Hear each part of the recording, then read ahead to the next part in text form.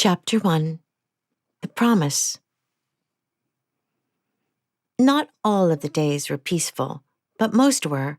It was the meadow that preceded the forest that brought this to be for her. It provided the peace she needed. It was nice that she lived at Stone Ranch with all the comforts not seen even by the most prosperous folk in town.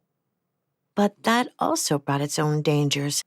The Stone Ranch homestead stood half carved out of a mountain. It is not something that could be seen at a close distance. It had taken years to build in this wild area. If others knew what it held, so many more would have settled here. The land was basically untouched in most parts. Many here had changed their names and settled where danger was a daily part of life. Some could only go on living by changing who they were in this undiscovered land, maybe to remain undiscovered themselves. It was a chance to live again. Miss May once told her, Miss Saunter, it'd be best to keep one's own self on one's own land, far away from all who could care to take or harm, like we do at the Stone Ranch. We've family here. We don't need no one else.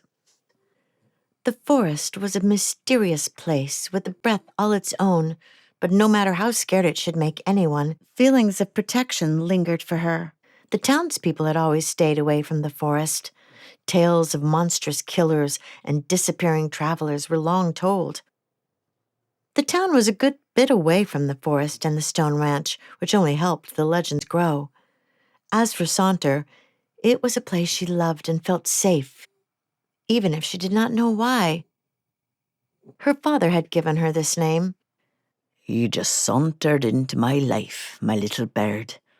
There could be no other name for you than this one, he often said. As her father would tell it, he had come to this new land to start a life with their mother.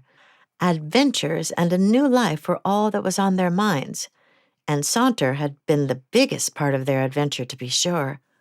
Her father, with deep, rolling laughter that held a pride and love that warmed Saunter's heart, often commented on the adventure that she was, usually when mischief was afoot, and it was her foot involved. She knew her parents had traveled lifetimes to find each other. Now, her mother was gone. It was more than she could take most days.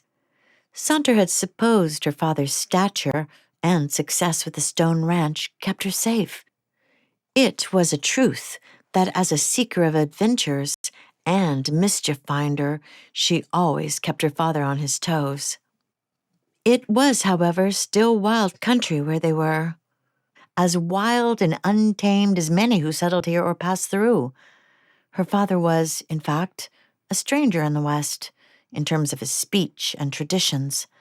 A very large man of over 6 feet, he was very tall for these parts, much taller than most, except the far-off settlers that seemed to be from somewhere similar to where he had come from.